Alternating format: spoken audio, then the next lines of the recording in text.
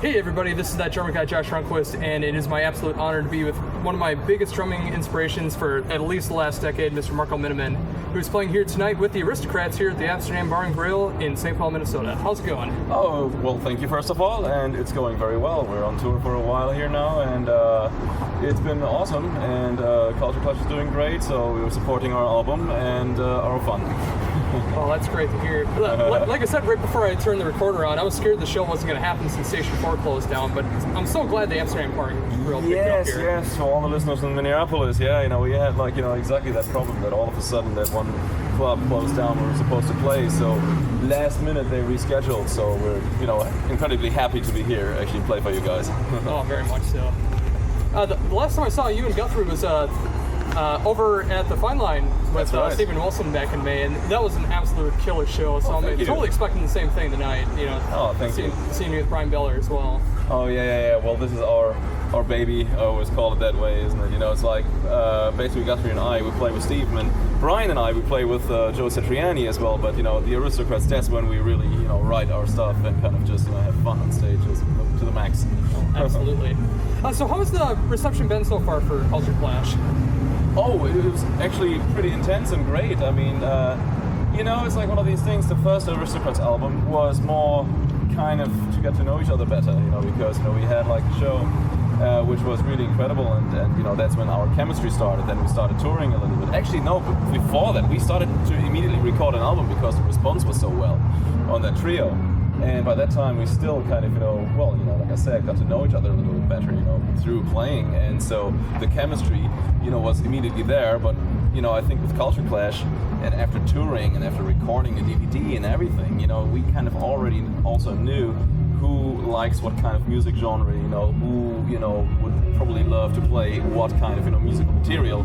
So we all kind of started writing for each other, and for the band. So that was actually a very important step. So I think, Culture Clash sounds more locked, more together, more aggressive as well. And we were all happy with that result, So that's actually an album I can listen to. And the first one I still kind of, listen to and think like, could be different. But Culture Clash we were all happy with. And well, the response was great. I mean, we entered a few Billboard charts genres, like for example, I think the contemporary charts at number 8, which is fantastic. Number 8. Oh, yes. And very much so. And then the regular jazz charts, actually, I think it's 16, which is great. So yeah, that to us came to a surprise, because it was our own record label. We just released it on our own, and the response was so overwhelming. And the feedback, that people just, picked up the record. That's your baby. So, thank you again. Oh, not a problem. I was one of those proud people to buy the album, and I currently have it in my car right now. Oh, I'm just fantastic. enjoying it. Yeah. Oh, thanks, man.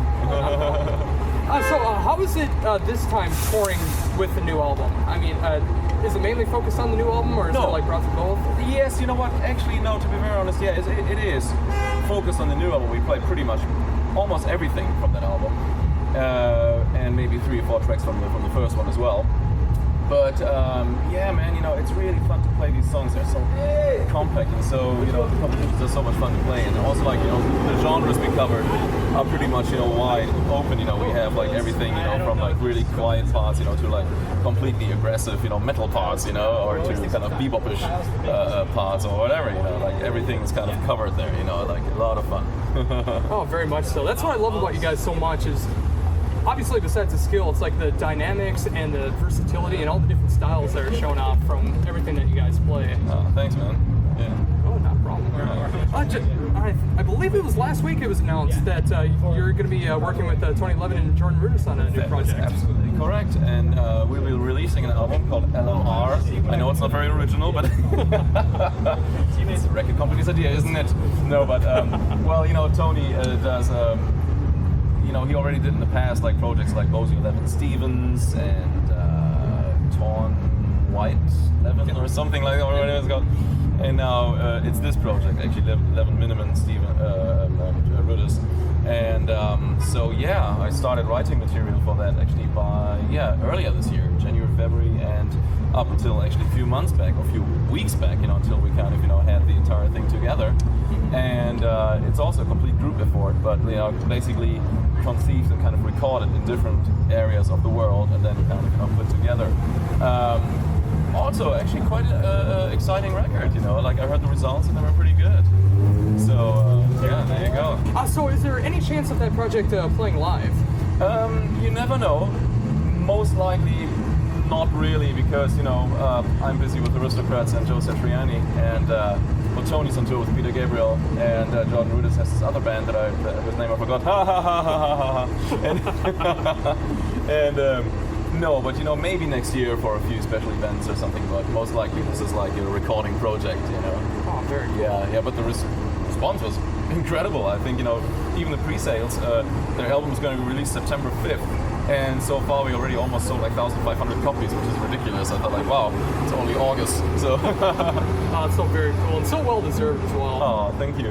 I mean, I'm not sure, when you do these kind of recordings, you never really know what to expect, isn't it? It's like all these kind of things. You try, of course, to do the best possible output, and then just wait for the audience reactions, but so far everything has been lining up well with this kind of thing, and because, when you work kind of in different countries and kind of record and bring things together, God knows, like it only takes like a bad engineer or something or to fuck things up, you never know. Oh yeah. But everything was like really, really, really put well together by Scott Shore, who's like the supervisor of this project, so he knows what he's doing. Scott, we rely on you, we trusted you.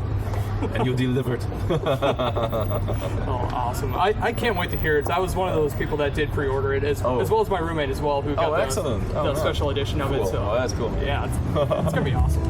So what are your plans after the Aristocrats tour?